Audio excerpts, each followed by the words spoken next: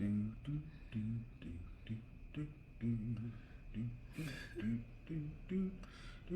are no, not What? today. We're not What? doing the singing.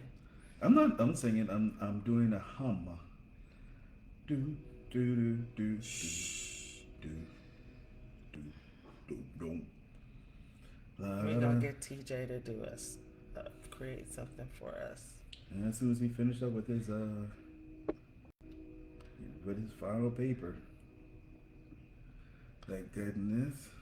Good morning. Good morning, everyone, and happy Monday. Hope things are going well. Welcome to Monday with the Moors. I am Terrence Moore Sr., I am Cheryl Moore. and we're excited about another day that the Lord has made. We shall rejoice and be glad in it. And happy post Father's Day. Hey, hey, hey. You know what? I'm I excited. don't remember us doing this Mother's Day. Well, that's because you didn't come with the idea for doing it on Mother's Day.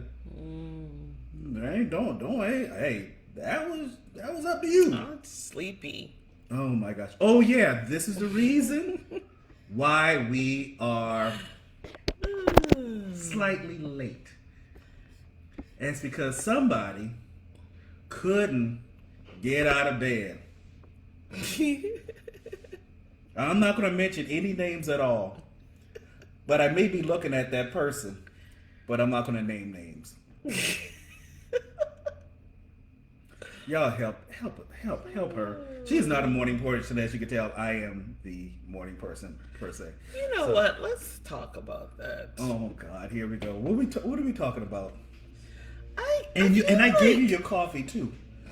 I feel like just because you need balance in the world. God created diversity, and that means everybody's not gonna want to chime up at 5 a.m., 6 a.m. Now listen, when it comes to getting my walk in, that's a whole different story. Because So then you have to reframe good your morning, mind lovely into Renee. as though you are getting up for a walk.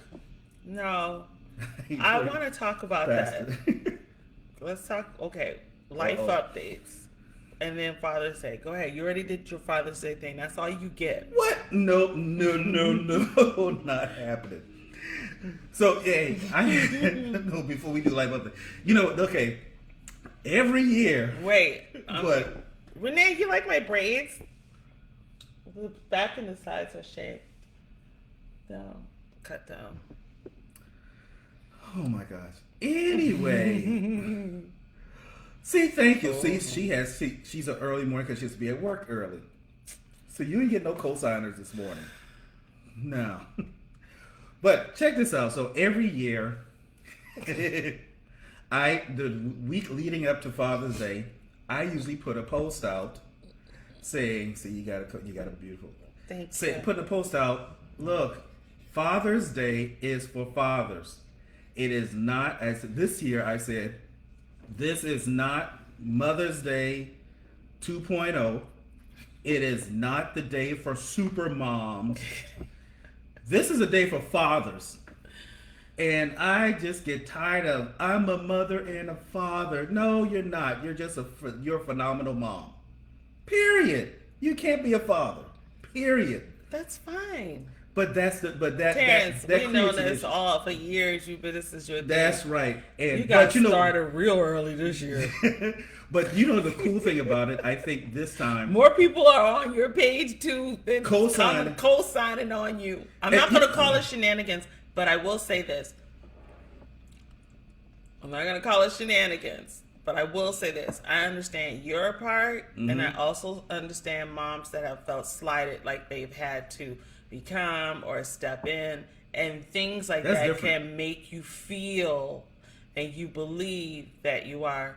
But you know, it's like lawyers create lawyers, doctors create doctors, kind of thing. You know, develop sons they and men and daughters. They don't develop daughters. They're developers. They're developers. They're builders. Now, when people step out of line and don't fulfill that, and other people have to make do, yes, that impacts somebody's pathway and who they are, for sure. Yeah, completely. But you're a substitute, you are not the original. I don't even want to call it a substitute. Okay, I know how to tick somebody off with that one. You tick me off with that. Like, I don't feel like it's a substitute situation. It is a matter of principle, and here's the reality of it. Mm-hmm. It's how your decisions and actions affects the life of someone else. And people say all the time, when you have a child, the child didn't ask to come here. You know, theologically, scientifically, you could look at where a soul, you know, depends on what your beliefs are. Not so much your beliefs, but whatever's out there. Lots of theories. But at the end of the day, decisions and actions affect and impact other people. Yep.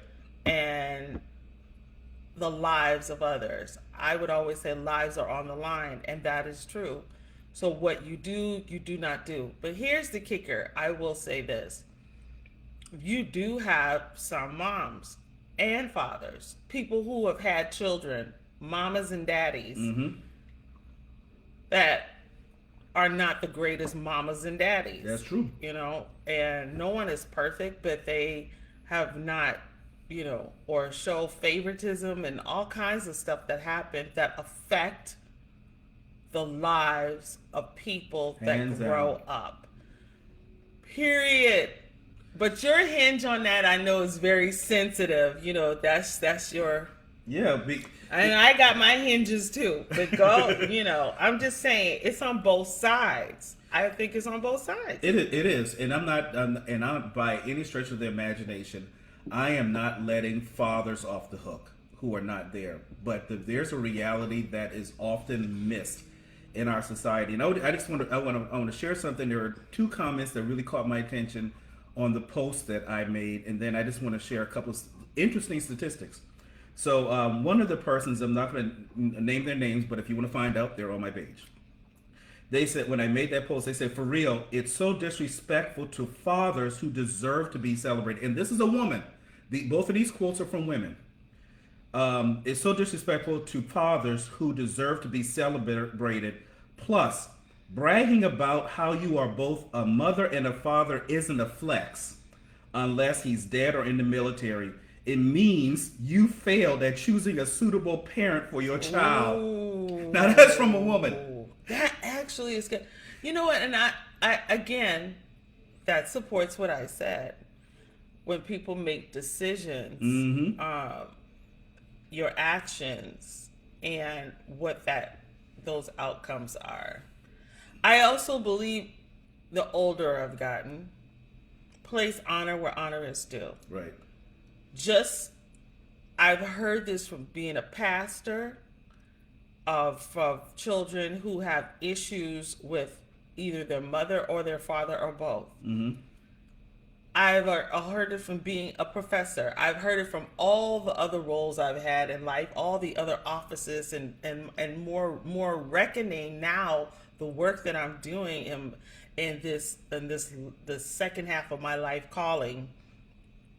How it affects grown people. Oh man, adults. It does. How you were raised is a serious thing, because people go through their own experiences, and I tend to say when people don't make things right or things continue to unravel, it's for a reason.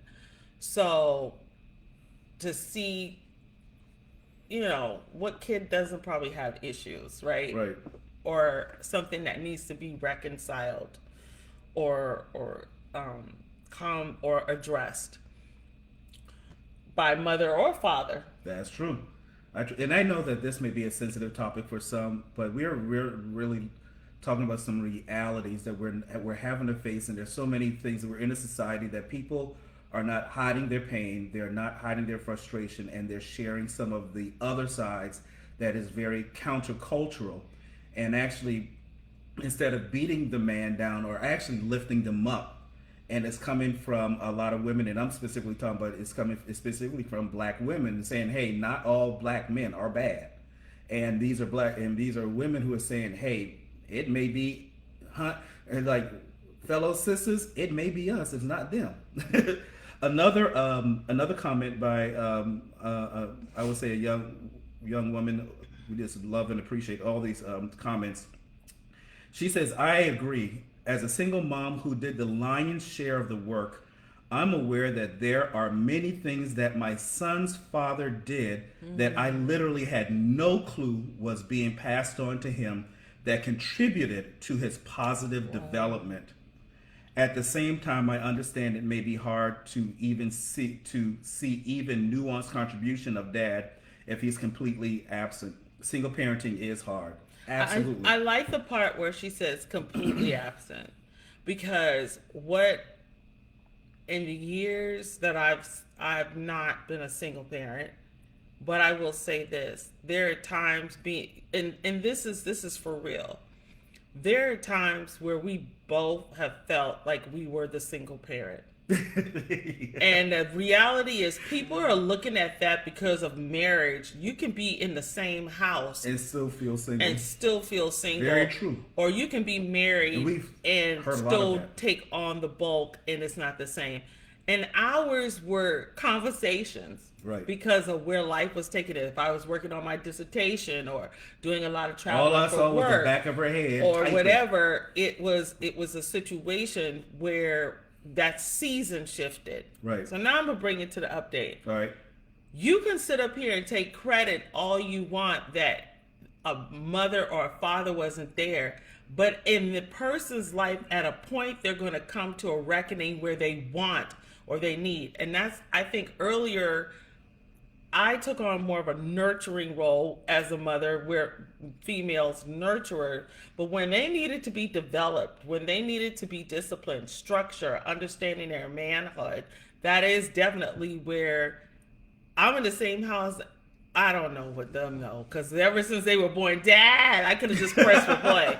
Right. For me, it's like, where's dinner? What's for dinner? I want a bottle. Feed me, clean me, nurture. But anything else is Dad, First word. Whatever. So I think there is something there to say, extract that it's all based on living conditions. There's co-parenting. That's now. True. But at some point, both are needed. The damage comes in when the child has been gaslighted, lied to, manipulated, a frame of bias toward one. You weren't there in my life, but you don't know the backstory or whether that mother or father wanted to be in their life.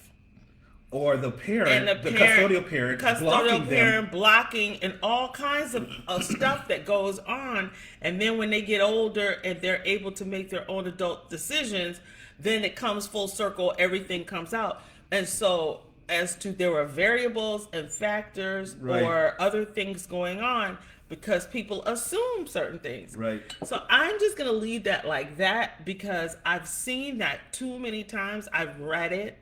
It's been in a lot of literature. It is, what were the intentions at the beginning? Now, this is a whole different subject we'll talk about a different day. I have an idea where you're going. Go ahead. If it was to use and to pawn your belly, you use your belly for bait. I'll put it like that. Your belly was the bait, then yeah. Right? So you about to leave. Let me get pregnant. You do things, and that is real. And it's not something to say, I can't judge people's decisions. But when the bait didn't work and people move on, it is mad. Right. There was a serious case, actually, I want to say it was in Michigan, and it was not a person of color that warred and said she knew, they knew, this is not what I want. I made that clear. She lied, ended up getting pregnant, and he was adamant not to be hey, I don't want any part of this because I didn't agree to this. Right. You know, and the male's my and a female male's my. Well, we both agreed, we both were consenting, and this is now we're both responsible.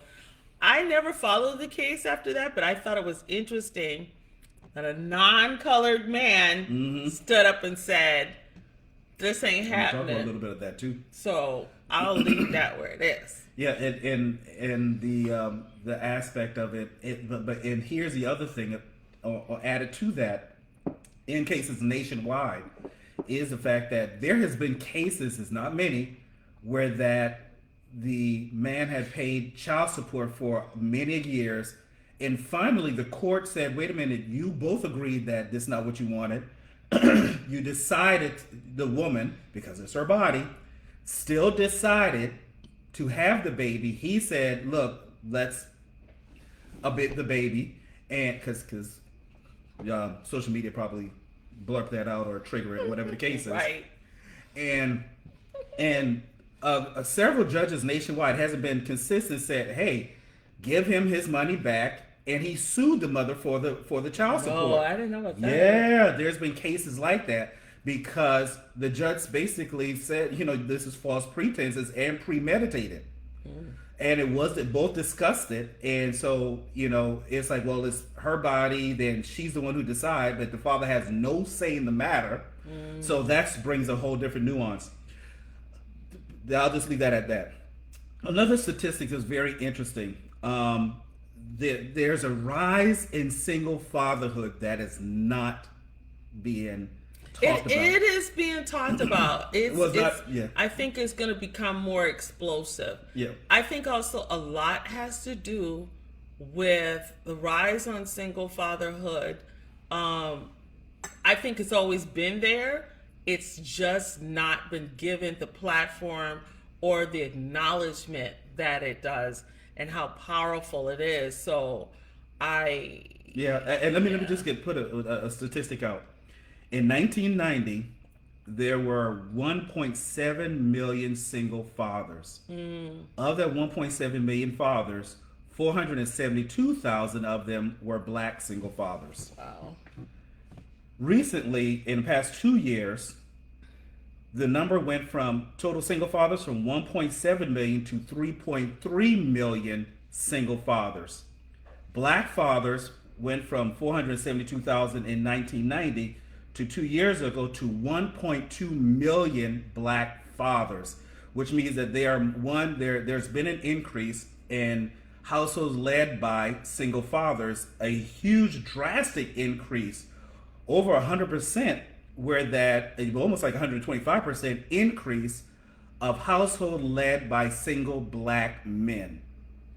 And so far too long, it has been, the media and culture have said that black men don't take time with their children. That's an absolute lie. Let me break something else down to you, and I'll put some of these links in the notes later on in the comments.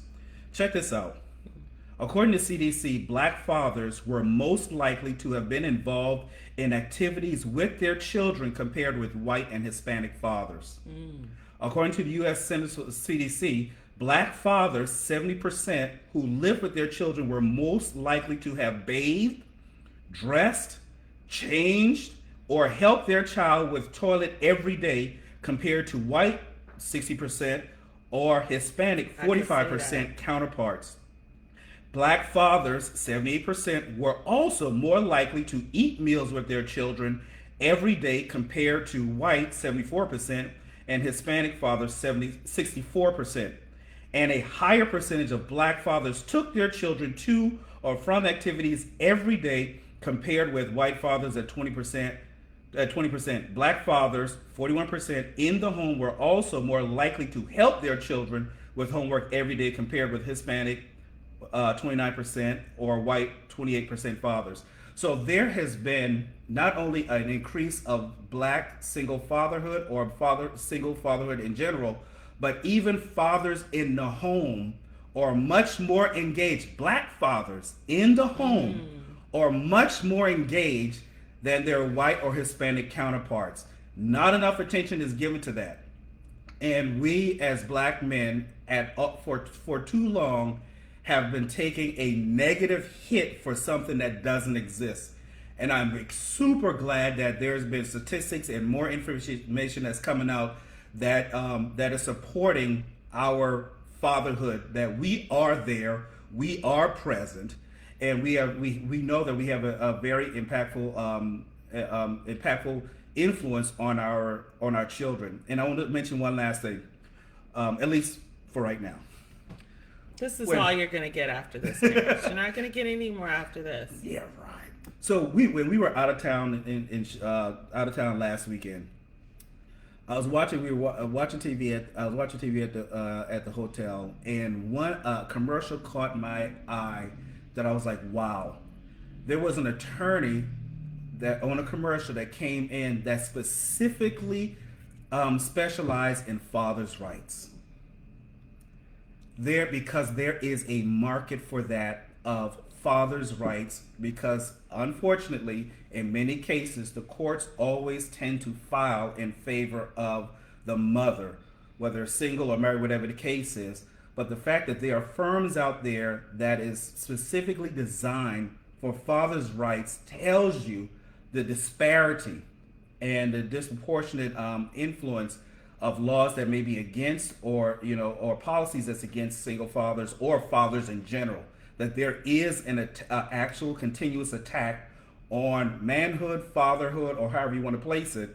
But we're rising, we're being noticed, and it is way overdue, because we're tired of taking a bum rap that really wasn't ours to take, especially black men. Statistics say we are way more engaged as fathers, way more engaged in our families than white or Hispanic men. Amen. Big up. Well, Amen. That's today's episode. What other you wanted to add it? I think it'll be interesting for you, and I don't want to shout out her name on here, but your daughter to do an episode together, because somewhere down the road, sooner than later. I think it's important because I say it's important because being, as she calls me, mini mom, there are lots of dynamics and variables and factors, and she and I have had some very raw, very real, very, very pure, hearing her journey, her story, and some of the things that she shared in growing up in a household without her father, and now having, she has brothers, our sons. She said something very powerful. One time we were talking, and then we ended up, after talking, now we're texting. We were texting after, because it kept the conversation going. But it was so good, because she was like, people don't realize how their decisions, how that affects the relationships I want to have.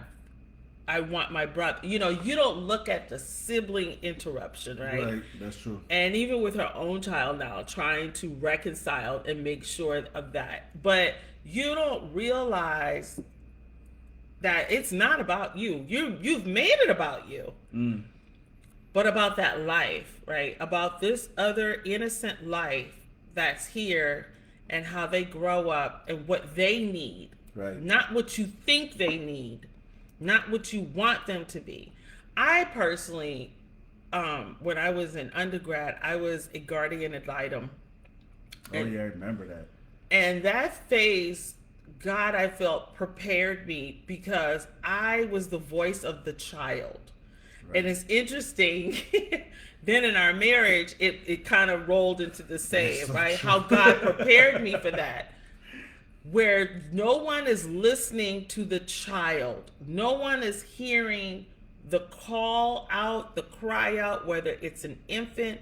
It is for that child, that experience by adult decision. Whether you mad, whether you not talking, that's whether true. It was a bitter breakup or whatever it was, to hear the voice of the child. Yeah. And that was one of the most powerful things, experiences that God allowed me to have. And I did it while I was in between semesters. At the time I did it, Oh, yeah. I was suspended from college. And it's like, you know what? I was working, and then ended up that when I went back to college, that ended up sociology and groups of people ended up being the foundation of my studies. And he just redirected my path for those humanity-based, those cultural, the dynamics of it. It is a very, very serious thing, because that person then has to go through a whole path of healing, misunderstanding, unraveling, the gaslighting, manipulating stories, what they were told, where they were not told, things that were said that, not that they weren't true, but maybe the whole thing, because the context. What parent is going to come out and say, I felt rejected, so I acted, you know, and nobody's going to do, right? Who, right? I didn't want, you know, you can't, I mean, most don't, I'll put it like that.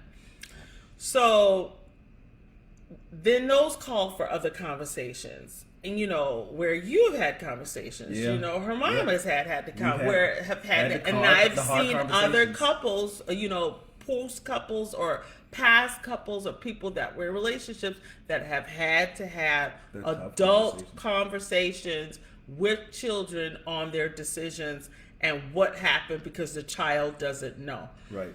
So in that, it brings about an open stream of healing, if people choose, or nothing else, a better understanding where everybody now is on the same page. So that's true. That's a whole different dynamic. So we only have a couple more minutes because Terrence had to do his preaching. Power to the fathers. Power to the fathers. Especially power to the black fathers. I'm just being real. Well, we definitely appreciate you joining us. You will see us in 2 weeks. I think that puts it at the 30th. Yeah. That we'll be back for Monday with the Moores. Again, I am Terrence Moore Sr. I am, tell them who you are, Pastor Terrence. Pastor Terrence Moore Sr. I am Dr. Cheryl Moore. We are the Moores, the Mondays with the Moores, and this is our life update. And I'm glad we have this because I do think a lot of people locally or even extended family don't realize, you know, there are actually 3 little Moores. I mean, her last name is different, but it's 3 little Moores. We call them all little. They're all adults and grown. All adults. But there are 3 of them, and that's really important. I was just texting her last night to tell her fiance Happy Father's Day, and where this framework has to become, I think over the years, this framework of what was. And I was listening to our bishop yesterday saying they were going to Disney World with their grandchildren. We were saying one day we hope to take all, you know, do the same with all of ours. It's not, you know, you have extended family, you have where people evolve over time. How important that is for you to come into that type of love, that type of joy, that type of engagement and honor of just life. The days that we live in right now, Terrence, calls us back to who we are as a people. And I say that because we have gotten away in the Black community. Right. I'm just talking, you know, where it takes a village. It still does. And now even more so than ever before, it is so important that we stand as a village for the sake of the generations to come. And because the village is being attacked. The village, the very nuance of what we knew, what's in our blood, our DNA of community, coming together, whole different episode to talk about, even in business. I don't want to talk about that. Hey, Nancy, good morning. But Nancy. This stuff is important, where it's the concept of being back in the village. Yep. Back to the village. Back to the village. Oh, good morning, Dr. Lawrence. Baba, Derek Rogers would be agreeing with me. Back to the village. Oh, man. We have lost that concept of back to the village, and I think it's so important with the former generations behind us, but our generation to say, hey, all this we even got names for it now. Where did we get? I said, I'm never gonna say baby daddy. That's just me. That's a Cheryl thing. But I'm just saying, and don't you call me no baby mama. I played with her by saying, "Oh, you my baby mama." I ain't your baby mama. Not your baby mama.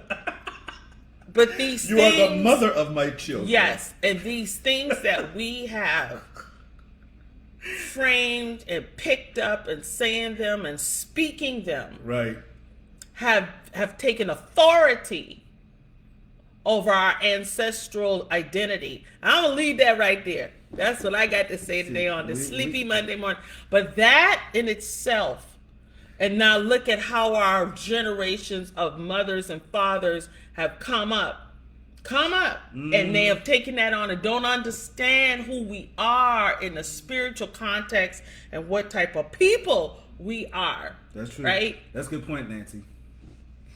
Cole, it wasn't your plan, but it's the village. The village. It's the village. It's the village. It's the village. And we got away from that, in the frameworks of archetypes and how we need to show up. Right. And it's not in what we've called the definition of family. Right. See, that's the whole thing. False. False. We definitely gotta reach out to Derek Rogers. False. Talk about the village and the family. The village. Good morning, Apostle King. The village. We are missing the victory in our ancestry, in our inheritance, because we have been denied the village. You know why? Because we don't follow other folk. And what they say is a good-looking family. I ain't saying that. And then I remember when we were living out in the suburbs, and Terrence was the only daddy showing up. Exactly. And all these wealthy, rich people showing up. Rich white people. Showing up. Okay, we really going to end this. You don't need to be raised. I'm not. Your whole granddad. That's why I'm not even addressing. Does your wife know you on here? I need no, to you know, Apostle Rosie don't know you on here acting like that. But this is serious because we went and I'm gonna bring in this context. What? And then I'm gonna be quiet because when I'm sleepy, I tell everything. Oh, Lord. You get riled to up me. when you sleep. Denying the village is a form of running after other gods. God formations. No.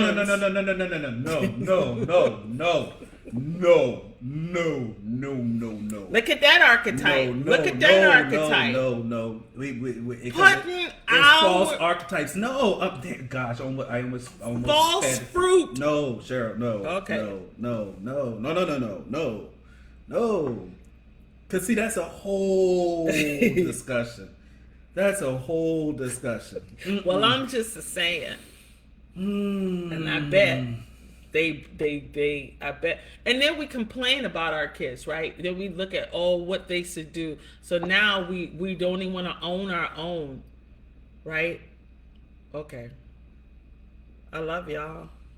But y'all know unauthorized leadership. True. It's true. We don't want to own that. But what we thought would look right.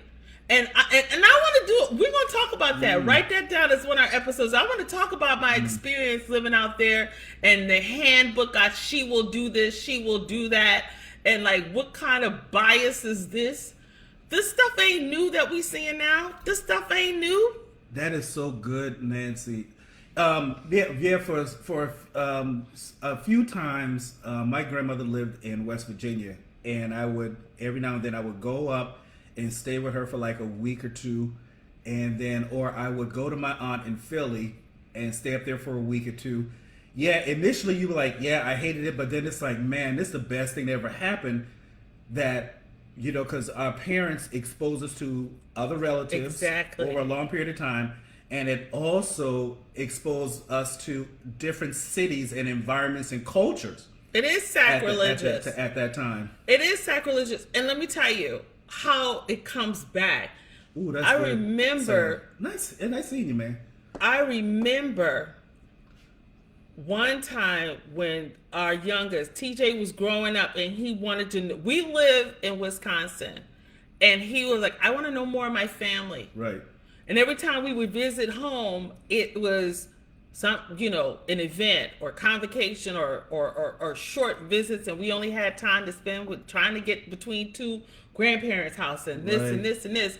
Never, I have not been doing. There's another family reunion. We got another schedule clash coming up, and all my cousins and stuff online supporting me. I engage with them, but that's not the same to say when you move away. And I did the same thing. I grew up, knowing my grandparents, or I was in New York. My grandmother was in New York. I never knew my grandfather. He died before I came along. But what I'm saying is my roots, and that is where I say, it's Cheryl, my roots. Our roots. I teach our children knew where we grew up. They've seen our schools. They knew where we met in college. Our roots, because then because we realize they're going to get to a place in life. Who am I and where did I come from? Right. So now when you play this cat and mouse game and you mad at a nigga, or you mad at, or you want to call somebody a B, you are impacting the life in the future of that child's experience. Right. Of lost identity, because they don't know their village. Now, I said I wasn't going to say no much, but why? Because we ran after false archetypes. And I ain't calling no color. You know how we said we ain't calling no names? I ain't going to call no colors. The Caucasus. False archetypes that they themselves are very problematic. Are very problematic. I just share with y'all, their black fathers are more engaged in the home than white fathers. Let me tell you. The statistics there. Let me tell y'all. I have been going through an entirely different phase of my life.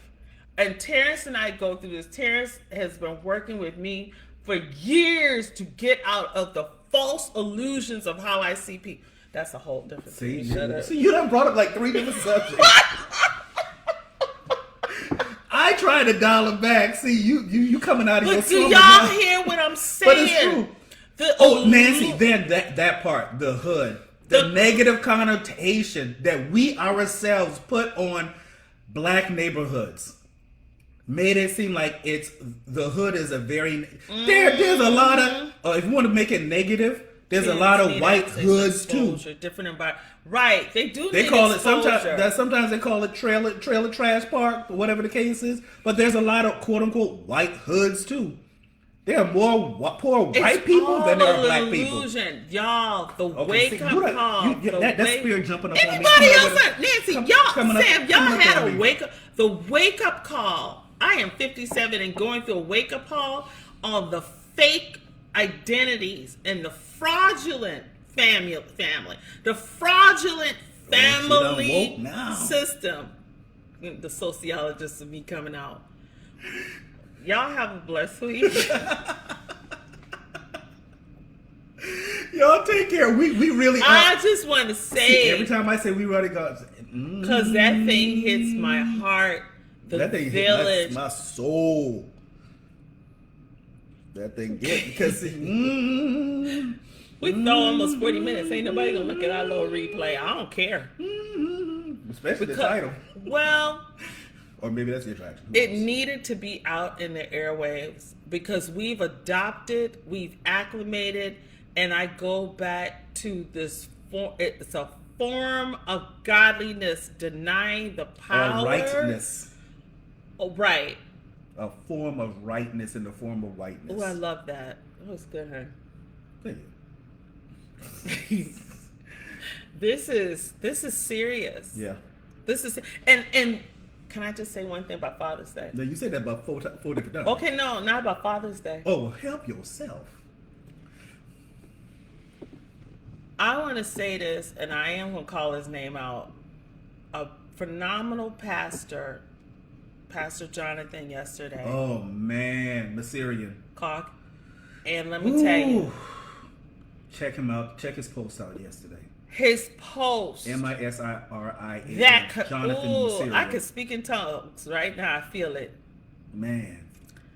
That shatters that superior system and causes it to shake in the bowels of the hell that it's created. That man liberated his voice, and he wrote it. Yeah. So when it is written, let's talk about that. It's archived. It's archived. It is a digital archive. You know, it ain't going nowhere. So when the footprint is there, period. And this in itself tells us, and let's have that whole church. We probably need to come here on a live when people are after work. The whole church, and I love God to the bottom of my heart, to the depths of my soul. But if we don't stop these fake, fraudulent faces online and stop these propagandas and these picture taking and all of these poses and these ungodly postures we have taken on, and know you got hell in your home, right? Know that your marriage is a mess. Like know you ain't engaged with your kid. Just postures and poses for something that don't even matter. When I discovered the whole barbecue, whole block of barbecue, double Dutch. And what we have been taught, and our children having to see that ain't who we are. It's called acculturation. That was part of my dissertation. Putting down. Right. You did feel bamboozled because to them, Nancy, we're going to let you know when we do the next live. Because, see, this is an evening conversation now. This is not the Monday morning. But you put down, that's called acculturation theory. You submit to a subpar. Because you believe that is the epitome. You submit to of culture false superiority. And You submit to a false superior. Inferior. It's inferior, but you're calling it superior. Right. Because we're bamboozled. Right. For generations, for While they got their hair braided. And tanning. Listen, you brought statistics, Hans, but you ain't bring this statistic. And are the highest consumers of hip hop. What? I was doing my exercise walk the other day, and I'm listening to this stuff come out, just kind of like, and she a whole different color. They don't look like us. All right, are we for real? Go ahead, Pastor, pray us out. God, we just thank you for this live. We thank you for those who have been able to lock in and listen. We thank you for those who will be listening to the replay. They can check us out on YouTube under Terrence and Cheryl Moore. We just thank you, God, for just being God in our lives. This needed to be discussed and talked about and shared. And we ask that everyone share, and we know that everyone who listens to this will be blessed. You are blessed. Make this a phenomenal week. Make this a great week. And every day offer gratitude to God. And we thank you in Jesus' name. Amen. Amen. And you're right, Nancy. It is a necessary conversation. Birdie in the house. We are looking and we are criticizing our rising, emerging generations, but gentrification, and we can do all the deep definitions and words, but what are we doing about it? How are we dealing with it in the home, in the family, in the village? Right? We have taken on false roles and idolatry and we have negated the first ministry of family. I like that. I like that. You talking right. Yeah. Love you all. All right, you all have a great day. And I come on here with no more sleepy conversation because y'all see what. Okay, wait. Somebody, in fact, when one checks the U.S. budget demographics and poverty levels and needed assistance by, I can't find the numbers. My apology. White people by so far. Come on. Use more fun. Yes. Yes. Yep. Listen. Don't get me started. You're too late now. But before you say that, Birdie, thank you for coming on. And y'all check Bertrand McKinley. Go to his website. Go to his Facebook page. He dropped something like early this month, I think. Birdie. Let me tell you. I want to shout out to my brother. Ooh. But Henry talking truth. You better stop. See, we already prayed out. Churches, Monday morning churches ended. Listen, this is a different kind of church. Let me tell y'all. That right there. Ooh. Don't you start Sam. Y'all are cool. I don't want to. These are conversations. Y'all remember them? We do need to talk about it. We need to talk about, and David Clark, we do need to talk about it because we keep complaining about it. Oh Lord, let's not talk about Clark. Jesus. No, go back to what Sam said. Reconcile that part. And what we were so, let's just bring King in because y'all, I don't know if y'all know, I'm on a path, and as a Gandhian scholar, let me tell you this.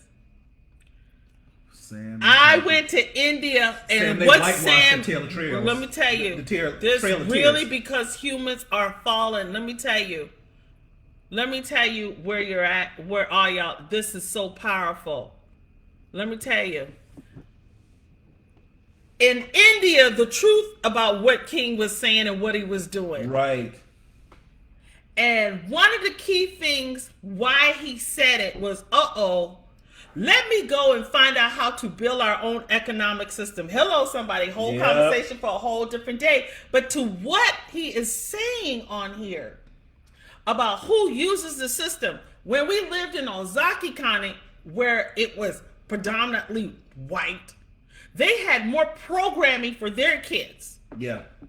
That's where the huge dollar, they just tend to go distance themselves so nobody can know their mess. Let's just call it what it is. They distance themselves from the city so nobody would know how messed up they were. Yep. But they pour their money in there. Let me just stop talking right now. You said that about 50 times. Cause our tribal in here talking like that, and then they pull that thing out of me. But we gotta stop with the whitewashing, the white lies. Believe in the whitewash lies. Not only that, the whitewash stories. Okay, I'm gonna say this, and then I for real ain't gonna say nothing else, because now I look like because we gotta stop telling the lie from the pulpit. Cause see, that's what I'm gonna. We are spiritual people. And we're going to listen to what comes across the pulpit before we listen to what's printed in black and white, the truth. We got the wrong source. There about some pretend pastors who want to be white. Not only that, let's talk about the Bible. I'm not sure that we for years said was the infallible. I'm saying woman. Okay. We ain't on that.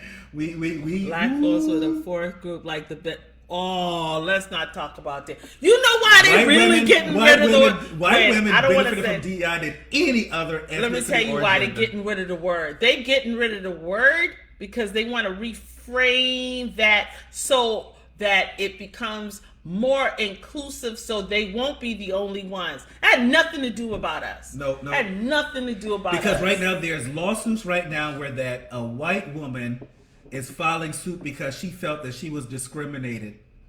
Y'all better check out what that man did at Kohl's. It's all a fallacy. The CEO at Kohl's, he gave his woman, his side chick, that's a whole. Nancy probably gonna say this a whole another conversation, Pastor Shaw. Gave his side chick. This whole thing is a trick, and if we don't catch hold quickly, Keto. and galvanize. Now you and from the be South. collective, and be collective, and Keto. truly be the force that we are, we're going to miss this opportunity. Who want to right? Keto. You better look at what that CEO Sam, did. I'm trying not to say nothing.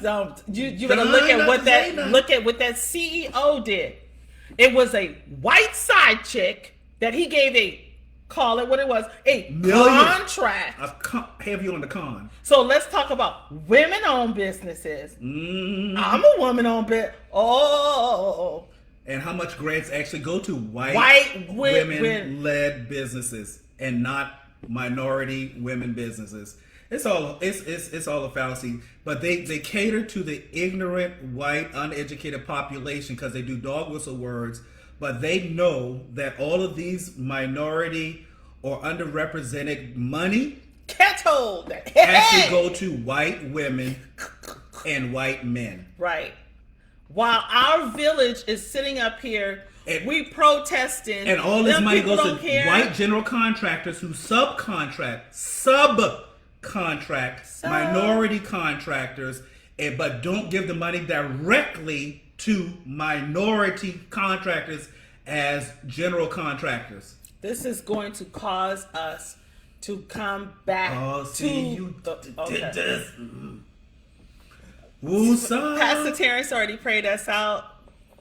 Y'all be blessed this week. No, Nancy, we're not going to talk about it. We're going to get up off of here because this is what happened when you come on. You know, we want to look at where the benefits are. We have, this is what irritates me. They use us for protest. They use us for the performative platform. Right. But we're not in the decision seat. And let's talk about that next time. I love y'all. Let me shut up. See, look. There's a place for we protest. Generate the money, but don't partake of the sport. Nancy, that's a word. Let me tell you Terrence, something. in the live. Let me tell you something. No, we're not fixing this is my last thing. My semi-last thing. Right here. Give me this mouse. There's a place for protest. Protest brings attention to it. Right. But we need to be in the policy. We need to be at the boardroom. We need to be in the places of legislation to actually make the transformation. Not change. Forget change. To actually make the transformation. That's where we need to be. But they want to keep us in the streets while we protest and keep us out of the boardroom. That is how they keep us out. That is a okay. I was in India. I'm blaming Cheryl. Blame me, cause I'm free. You were talking about this. Go ahead and finish your thought about India. I'm just saying that is what they do. They keep you out of the parliament. Yep. So you're not problematic. Just stay in the streets. Stay in the street. You said it. I didn't. All right, we going for real. I'm out. We out. We'll figure something out about and we're gonna break. I'm just gonna say, Josh said something. Our oldest said something powerful. We were having a multi-generational conversation with my parents and talking about the protests. At the time, we were all in COVID, and it was very interesting. He said, "Y'all generation marched. Our generation want to say we hacked." Yeah,